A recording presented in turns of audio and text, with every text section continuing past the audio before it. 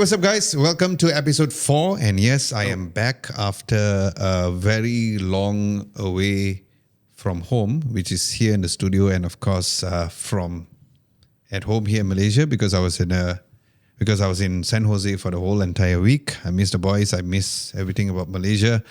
So, as what Syed has mentioned, we are not going to be talking about Unpacked anymore, but there is one thing which is in relation to that. So, yeah.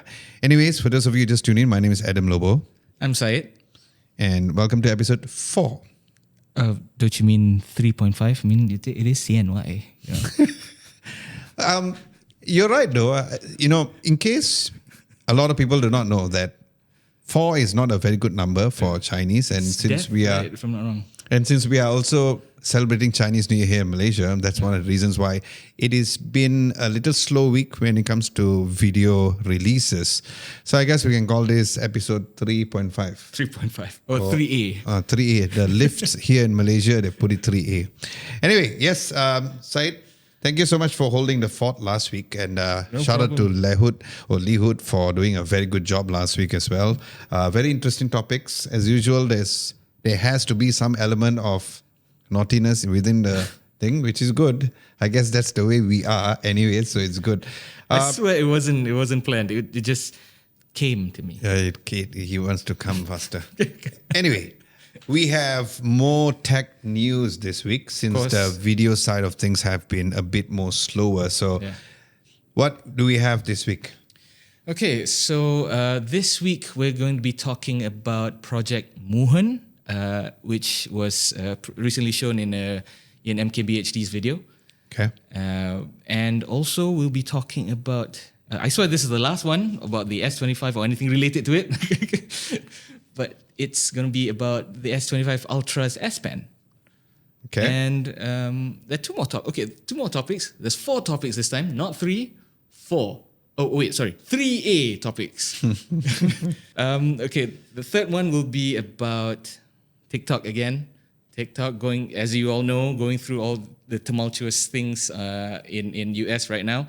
So we'll be talking about that because there's another party that's coming into the picture.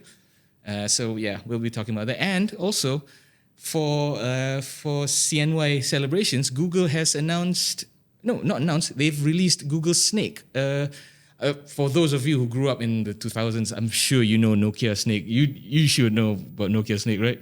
Yeah, definitely. I mean, it was one of the things whereby I always sneak into my college and then I'll be playing it on the Nokia 3310. Oh, yeah. classic. So that's quite interesting. Yeah. So we're going to be talking about all of those. Unfortunately, last week we kind of forgot to really communicate to our community. So we're going to be answering those questions later on as well.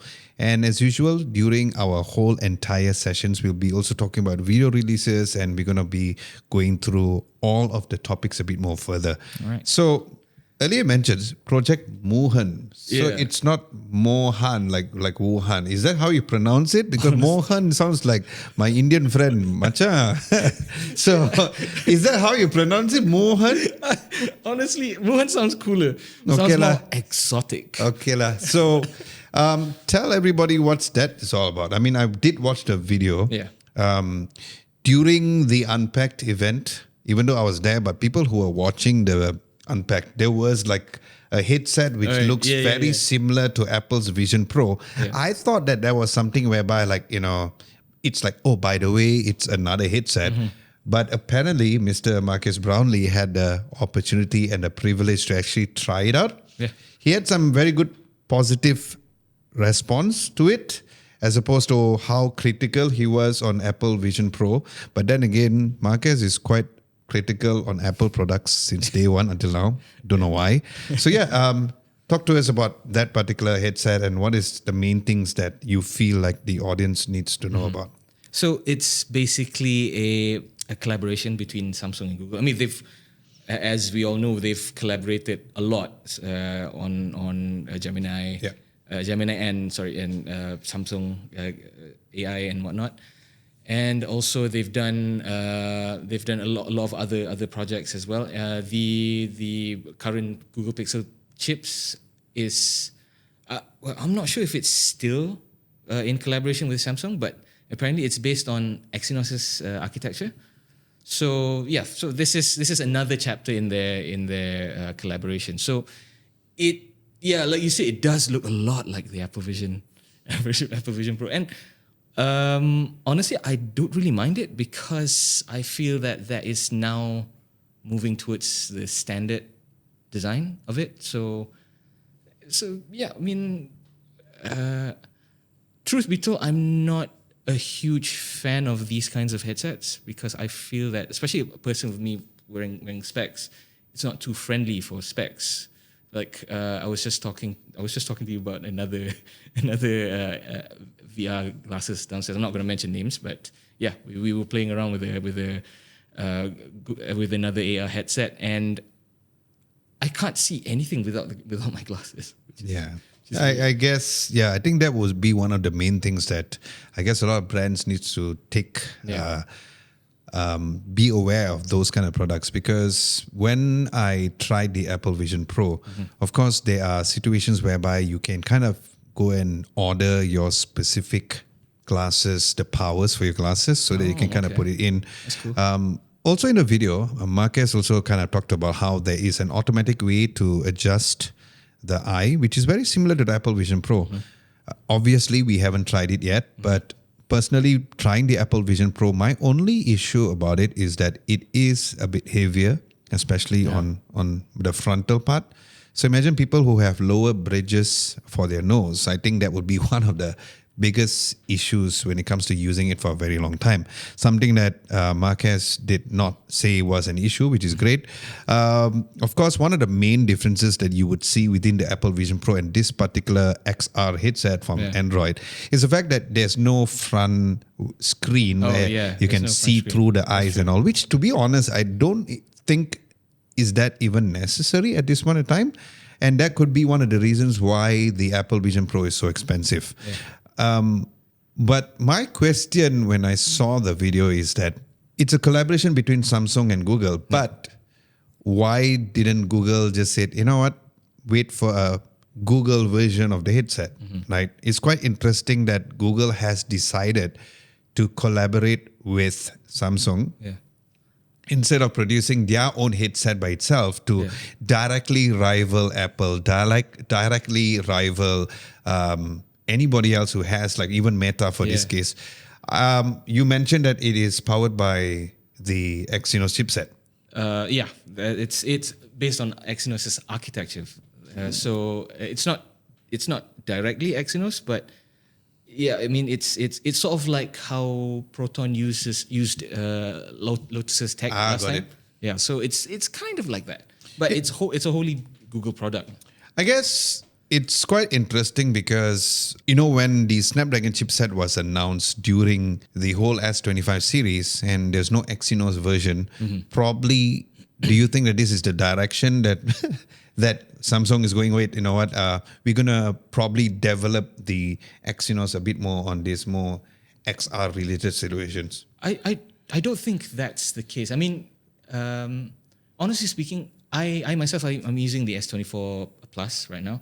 And apart from maybe some slight heat issues, temperature issues, I think the Exynos is quite powerful. And I did not miss using a Snapdragon chip. But I think the reason why Samsung is using the Snapdragon 8 Elite across all devices for the S25 is, one, it's just to address the criticisms from the previous gen. Because people were saying the US is getting a better phone and whatnot. It's not necessarily that, because if you go by the benchmarks, the gains that the Snapdragon chip has over the Exynos isn't that much, if we were to be brutally honest. But there's this sort of stigma against Exynos chips. I mean, Exynos chips haven't performed that great before, yes, but Samsung has come a long way. I agree, because every single time when we do reviews, like for example, like the latest FE version of the S24, the amount of comments coming down, people saying, it's using the Exynos chipset. And I've always never had an issue within the Exynos chipset.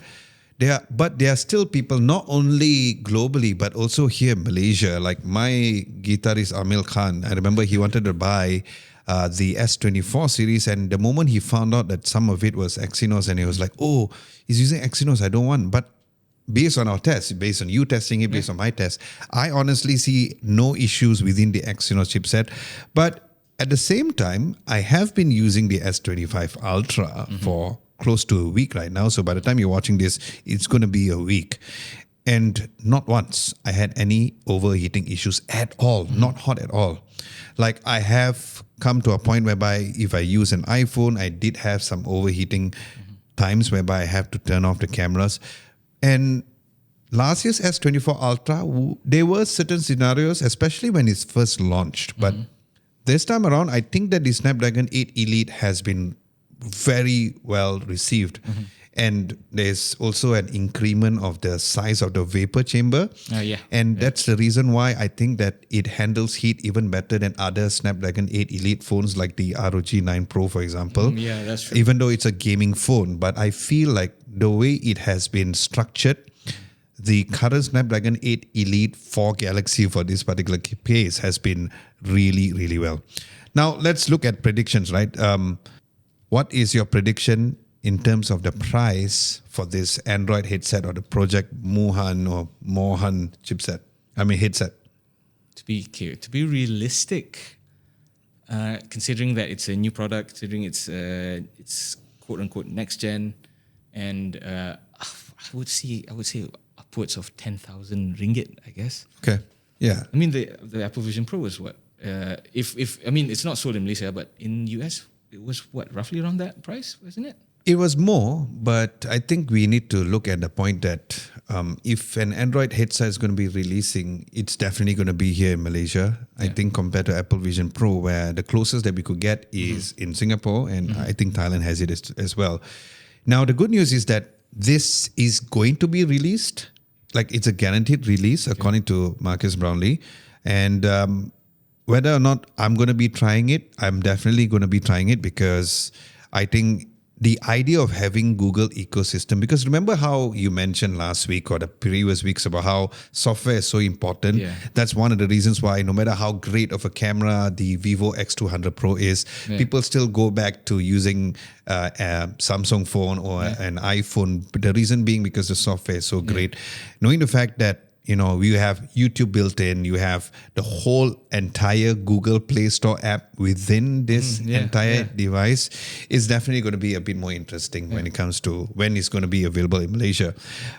Let's just sidetrack a bit. Sure. And I know that we want to not cover so much about Unpack, but I think we had this conversation off the screen whereby about the Edge. What is your opinion about the Edge? Okay, so for me, I will start first.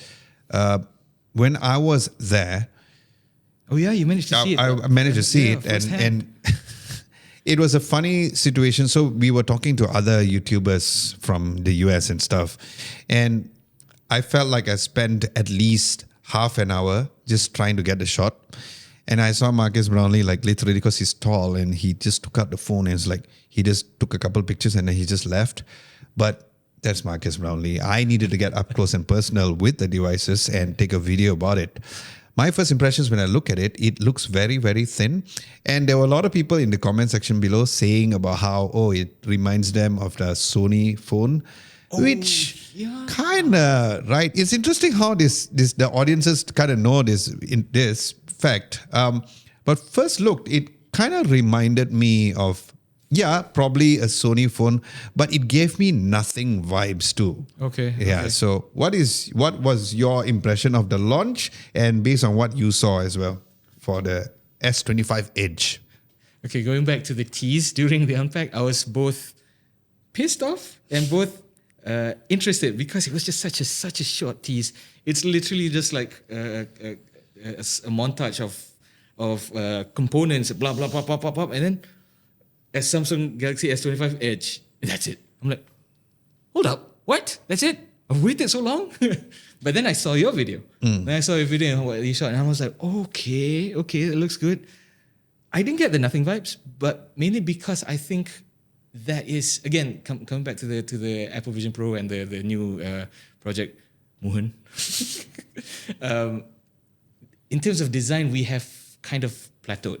Yeah. We've plateaued in terms of specs. We've plateaued, which is why the jump in design, jump in specs, jump in performance between generations is not as big as it was before. Yeah.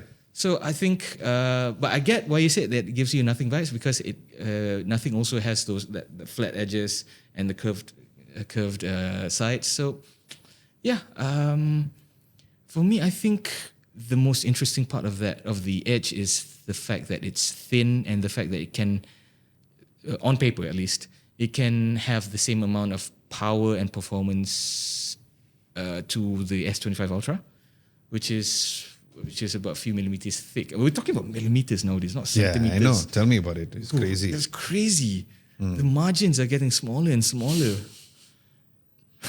And see, you saw that weird laughter because it's a podcast whereby we have a lot of interesting thoughts.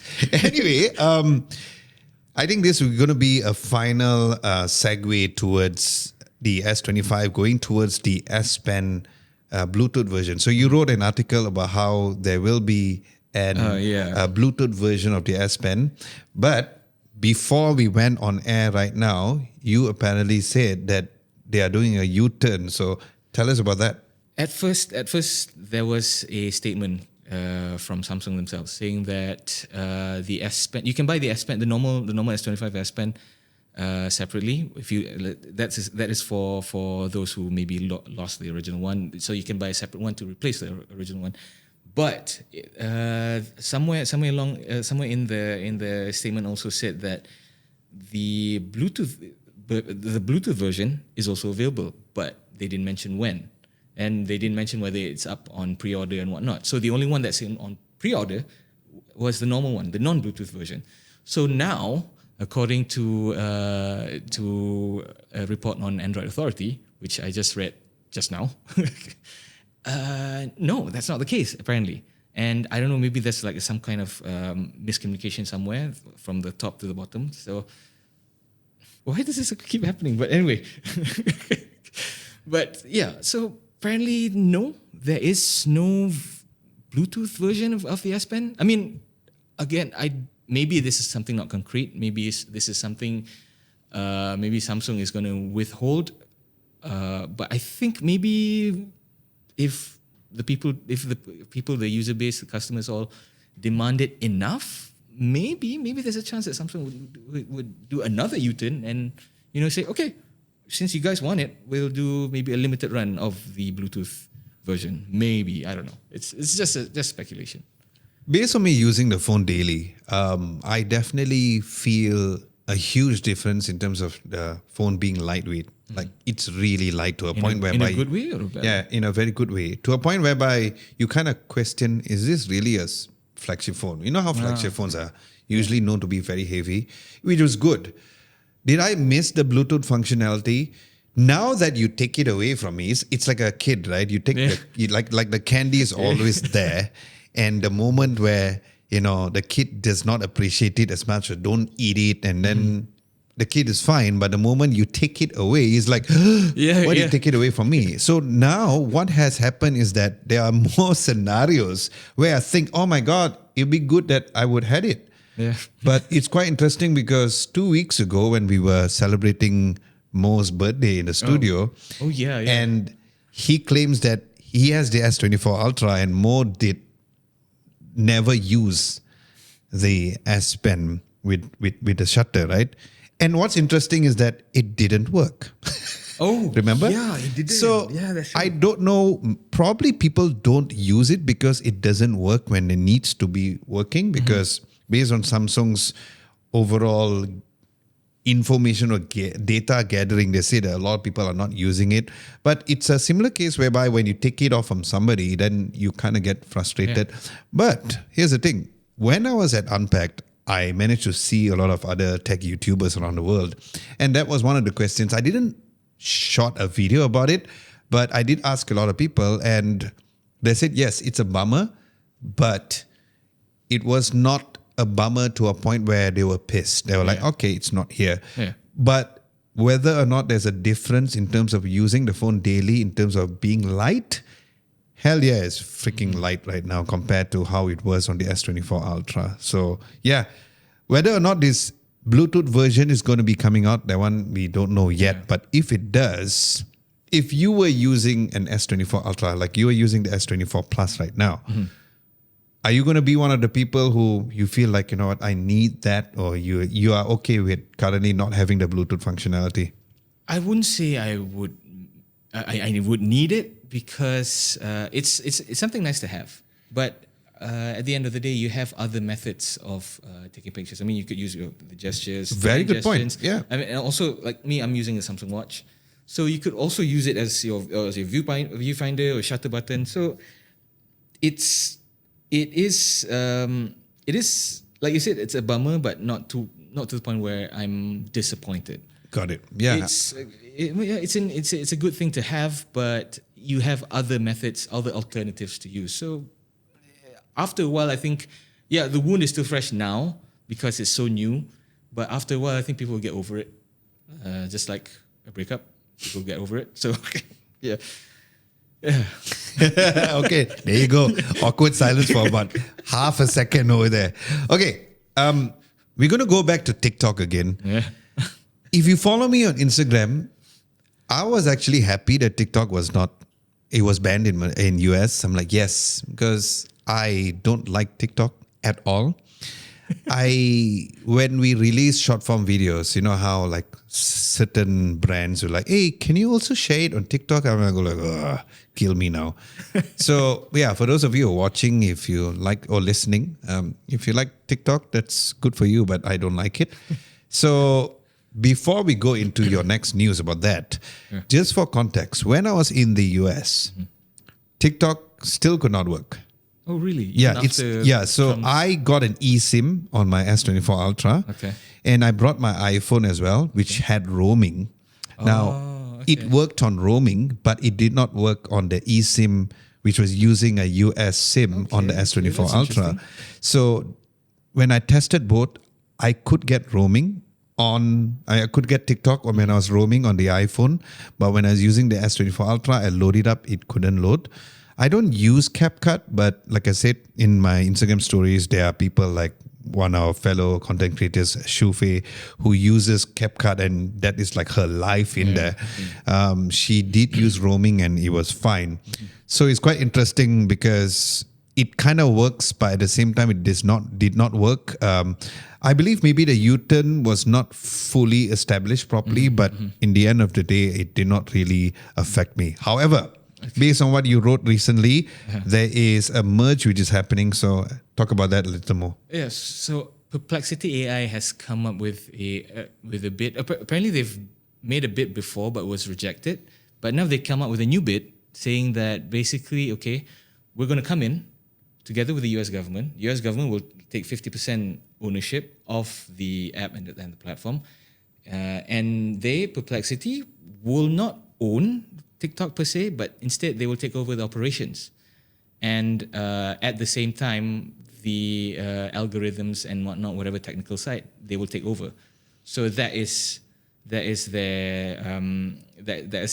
offer. But the offer also entails certain things whereby the 50%, even though it's owned by the government, they will not have anybody on the board of directors chair. So they won't have any voting power. So instead, Perplexity will be the sole voice, I guess. Maybe not sole voice, but ByteDance will also have some say in it, but majority will come from Perplexity AI themselves. But that so far there is no confirmation or there's no confirmation on Perplexity's offer. So I was looking for updates and whatnot. Seems like there isn't any. So yeah, we'll see how it goes, I guess. That's interesting because, just for context, for people who are not familiar with Perplexity AI, what is it exactly? Is it similar to what ChatGPT is, and how is it different?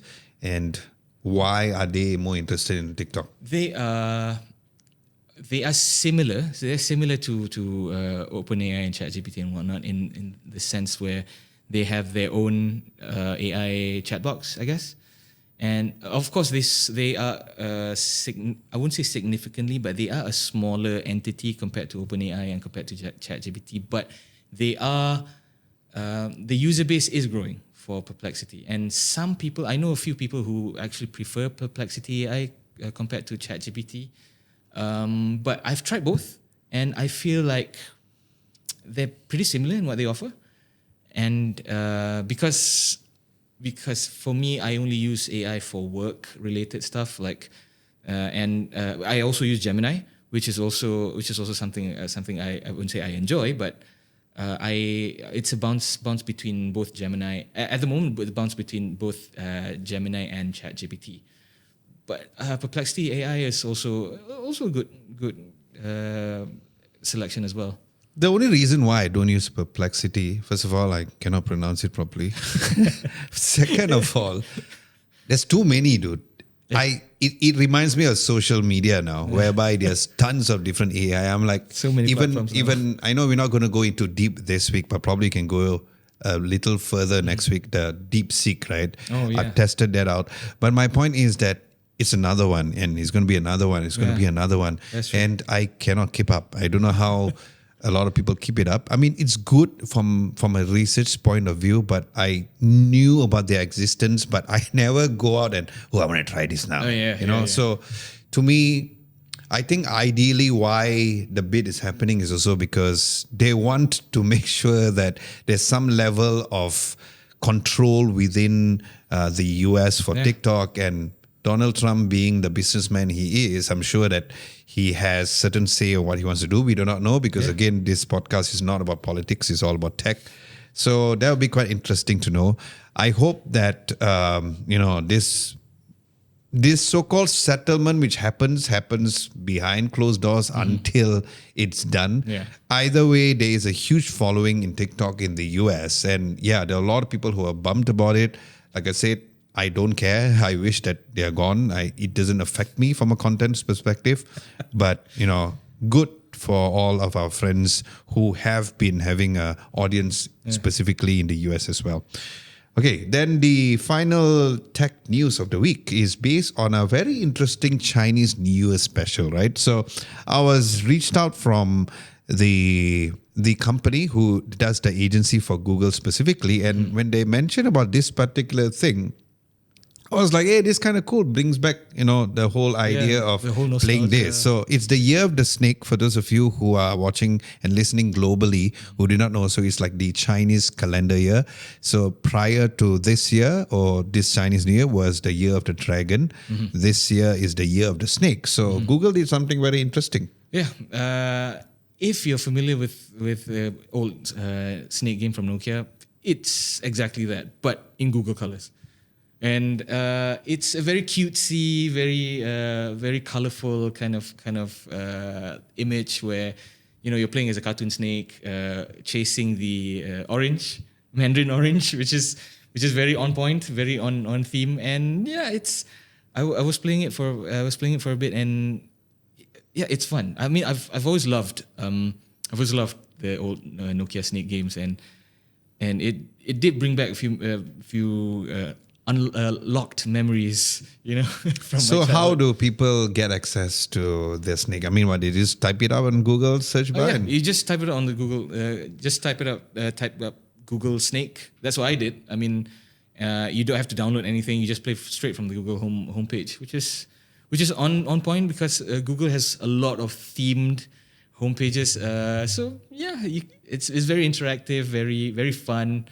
And if you're like bored at work and you don't have a proper laptop to play games, I guess this could be your escape. It also kind of reminds me of that, how like when you have bad internet connection, you cannot connect, and then you have that dinosaur thing. Yeah. So it's actually quite smart. I think like these are the little things that Google does, which is quite interesting and something which you can see the potential of Google really thinking out of the box. So I hope that this whole entire game happens like staying here throughout the whole entire year and even beyond, because it's quite interesting. I initially thought it was a separate app that you need to download it, but it's good that you don't have to, because with the whole ads and all kind of stuff. That can be so annoying, especially on mobile devices. Exactly. So it's nice that there's a web version of this where the screen is big. Apit is currently playing on a screen right now. So that is quite interesting. So unlocking old memories also, I guess. Exactly, since Apit is very young. Anyway, last week, or actually the past few episodes, we're gonna go into the community segment like we usually do. I'm gonna be answering. We are gonna be answering 2 questions here. Unfortunately, we kind of missed it last week, but this is based on the episode 2 from one of our very cool, often comment subscriber coming from the Pie Snatcher. Never get your name, so thank you so much for the question. His question is that, hey Adam and guys, I have a dilemma. My laptop is utter garbage. I have been learning DaVinci Resolve to edit my FPV content. So Mo is doing FPV as well, so that's good. But I can't edit my things when I shoot it anything above 1080p. Do you know any other free editing software or anything to replace DaVinci or like a workaround? Love these episodes. And he also asked whether or not we are on Apple Podcasts. Yes, we were. Among all the podcasts, Apple Podcast was the fastest to actually approve. And that was actually very mind-blowing. Okay. I don't like CapCut, but I think that if you're looking for a free alternative or DaVinci Resolve, I would say go with CapCut. But it is true that with DaVinci Resolve, if you edit above 1080p, then you need to get a pro version.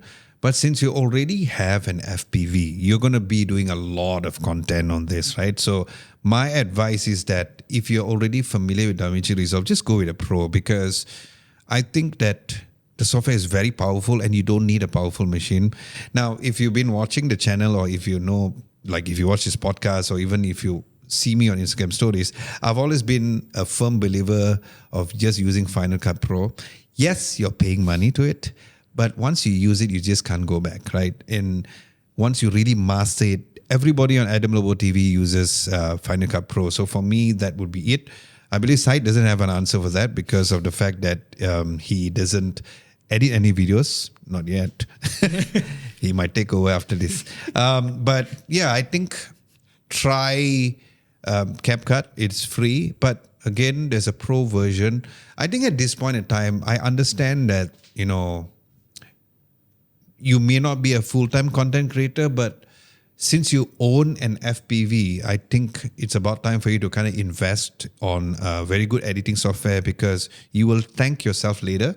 Because ultimately, when you have a very powerful editing software, or a video editing software for this case, you will produce more content. Ideally, you already invested on the FPV, and I think that you just get the pro version, you'll be sorted. For those who don't know, what is FPV mean? So FPV is those drone, the first-person view of the drone. So I don't think Mo uses a drone, but he doesn't use FPV. But yeah, so that is something whereby I don't have the talent. I cannot fly drones because I have crazy anxiety about how it's going to disappear. It almost happened to me when I first reviewed a DJI Spark. Oh my God. Since then, Adam Lobo TV had no videos about drones because I just cannot take that anxiety. And about 2 years ago, I went for the Borneo Safari, stuck in the jungle for 4 days. And one of the guys brought an FPV. Oh, really? He was just going through, so he was in a river in Sabah, right? Okay.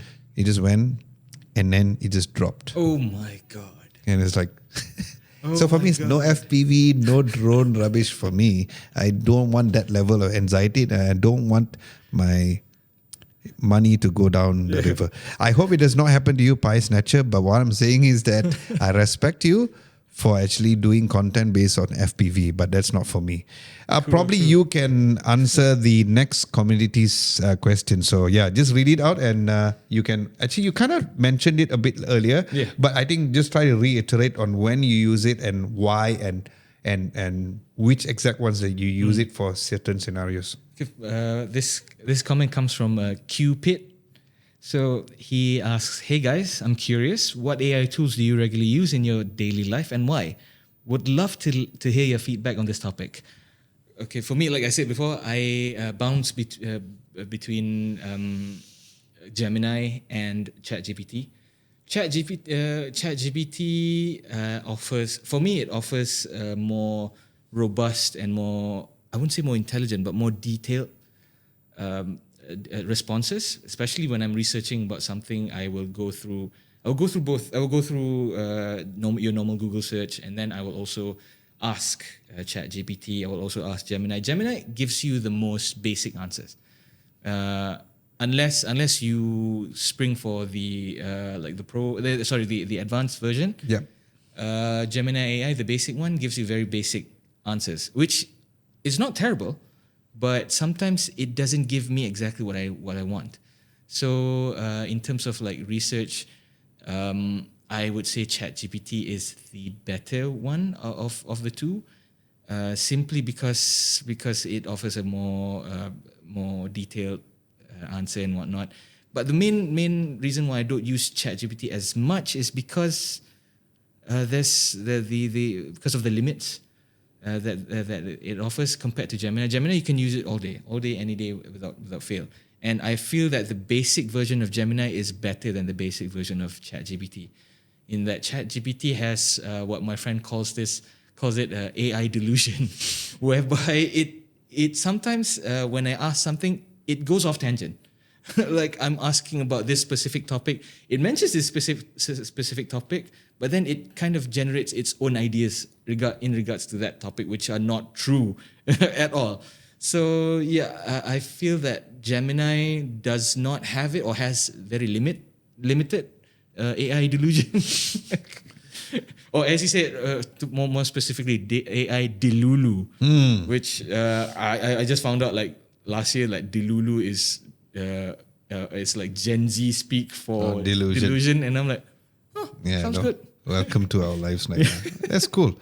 So for me, I have different levels of using AI. Thank you, Cupid, for the question. When it comes to script writing, it's ChatGPT like almost 80% of the time. The reason being is because for those of you who do not know, I'm sure you all don't know, that's why we're doing this podcast. We do have like a blueprint for YouTube scripting and also for all of our videos. So I have like a prompt which is catered specifically on how I want to script our videos here on YouTube. Like, trying to understand how we can deliver every single thing based on what we review. So I would say for scripting, I would use ChatGPT most of the time. Also because ChatGPT has this memory function which really remembers so well. Yes. When it comes to brainstorming, I use Gemini a lot because brainstorming in a conversational way is great, especially when I'm at home just trying to come up with some ideas. Just having that sort of a conversation, which I showed in our review for the Google Pixel 9 Pro XL, really good. However, when it comes to the other level of AI, which I use a lot, is the Galaxy AI, because the generative edit, the idea of resizing specific objects, trying to, coming up with sketches and stuff like that. Because remember, you don't only can use your S Pen, you can even use your fingers if you want to. And using Galaxy AI specifically has been really great from a creator's perspective. So I would say that those are my top 3 AI which I use. Haven't tried DeepSeek properly because I've been really going back and forth with so many different AIs.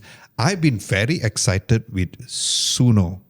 Oh, yeah. So as a musician, fun fact, I had this longest, like this writer's block for a particular melody, which my band, active or not, I don't know what you want to say, it's called Dragon Red, whereby the chorus, I felt like I had an issue to come up with a very good melody. And when I discovered Suno a bit further, and I just typed out some of my lyrics which I had, I uploaded the instrumental version of the song. it gave me several ideas, and I'm like, oh my God, why didn't I think of that? And it gave me the inspiration to create music. So who knows? But yeah, so Suno is really powerful as a version 4 right now. Okay, that's cool. I wouldn't say that I use it daily. The free version gives you up to 10 songs to produce every single day. Not a lot, because it's every generation is considered one song. But yeah, that is something which has been really exciting for me. And earlier during our WRP meeting sessions, there's also another AI software called Napkins, whereby you can just type a bunch of text and then you generate a bunch of graphs, which would be great for Apit and Lihud and I to use in our videos as well. So yeah, so there's different levels of AI which I use. So that's how it's explained. Another thing I use for with AI is I don't know if you guys are fans of Dungeons and Dragons or any role playing games. Oh, I actually use it to play role playing games because a lot of my friends now, well, not a lot, but some of them they have their own lives. I mean, they're married and whatnot, or maybe they have work commitments and whatnot. So we can't really gather and play games anymore. Not just role playing games, but games in general, video games and whatnot. So sometimes when I feel like I want to play a role playing game like Dungeons and Dragons, I just fire up Gemini. And I type in, okay, these are my parameters. I want to play this I want, on this situation, these rules and whatnot, and Gemini just plays it with you. Like you go to a situation where you're like, okay, so where do I go? And then Gemini will be like, throw a dice, throw a D6, or throw this requires a D20 dice, and it works. That's interesting. I remember I was playing it like a couple of weeks ago. It was like 3 hours gone, just like that. I was like, oh crap, I got work to do. That's interesting. And yeah, so can you go further? Why do you like to play role-playing games? I knew it. We're going to go through that point. So is that one of the main attributes to date side? You got to keep up. Okay, we will stop the question there and the answer over there. Okay, let's end over with the video releases because it's Chinese New Year. So we had this awkward mid-week break, both on Wednesday and Thursday. I came back to work on Friday and my wife and were like, aren't you supposed to be off? I'm like, no, wife, I've got work. But anyway, because of that, we might finish off our Mac Mini gaming review. Now that was written by you, so I probably want your half non-spoiler review of that to give a bit more context because people are going to watch this on Saturday and hopefully it'll be released the following day. If not, then you can expect it next time. Apit is working on a short form content based on the differences between the S25 Ultra against the S24 Ultra. Because funny enough, Uma from Goggler, fellow amazing creator, but on the movie reviewing space, he actually sent me a voice message. He said, bro, what is the difference actually besides the fact it's thinner and lighter? So I guess that video was done for people like Uma and anybody who really wants to know the difference because it's just not one thing. There's other things like, for example, the screen size is bigger. And something about the color reproduction is really amazing if you really compare side by side. So Apit is doing a short form video on that. Now, before we wrap things off, talk about the gaming on Mac Mini because you tried it. Yeah. You wrote the whole video. Yeah. And of course, for me, I'm presenting to people or me trying it. But of course, the essence of the whole gaming review came from you as a gamer, and every single week we tend to talk about gaming a lot. But yeah, I just want to know in a nutshell, can you really game on a Mac Mini and which areas that you felt like you were a bit more mind blown than usual? Okay, mind blown, I guess the fact that the Mac can play games at all. Because Macs have, again, the stigma, like the Exynos and Snapdragon, a stigma where Mac can't game. With the new M4 chips, that is on the way to change a lot. And I feel that the potential is there. But, to know more, you have to watch the video, I guess. Yeah. But yeah, gaming on a Mac is a really viable option now. and whether or not it games well, watch the video. Good point. So yeah, that video is coming soon. And what's interesting is that there is a certain level of tier which was done. So there was like the first tier, the harder games to play, and then you have your mid tier and also the lower tier. So if you guys are watching this before Sunday, you can definitely stay tuned for that video. Otherwise, check the video out and probably we can comment in the comment section below, either on that video or even this particular video, on how your reactions were in terms of trying the video that out. But I have to say, earlier when we were shooting some of the remaining B-roll, playing it on the TCL TV was a really massive thing. And my biggest concern, which you talked about it within the video, so we're not going to spoil it for you all, was the fact that the M4 Pro Mac Mini or the new Mac Mini is very small, right? Yeah. So it's not like your PlayStation 5 where it's huge. And yeah, so for me, it was like thermal would be one of the things because there's no fan in there, right? So that would be quite interesting to see how the gaming is. And instead of typically doing a review to talk about how powerful, I think going into the gaming segment of things could kind of change things up a bit. Okay, so what's exciting next week, Said? Oh, next week. We have a few interesting videos coming out, right? Yeah, we do next week. And in terms of announcements, I think that's pretty dry this week. So I guess we can't really know for sure what exactly is happening. I agree. So I put you on the spot because I also feel the same way, but probably you were going to say something which I had no idea. Yeah. Video-wise, we have embargoes, so we can't mention. So there are going to be videos going to be released next week. Hopefully, we'll also be releasing the in-depth review after 1 week on the S25 Ultra. How is it done? Few YouTubers have already released that, but the reason with the whole Chinese New Year break and stuff, it kind of took us off our momentum of creating videos. But we all know tech news today is nothing. Tomorrow, suddenly, I know where there's going to be something. Yeah. With that, I think we are going to be wrapping things up. We'd like to say thank you so much for joining us for episode 3A or 3.5. And of course, if you have any suggestions or any questions to ask us, feel free to comment in the comment section below. My name is Adam Lobo. I'm Syed. And we'll catch you guys next week. Bye-bye.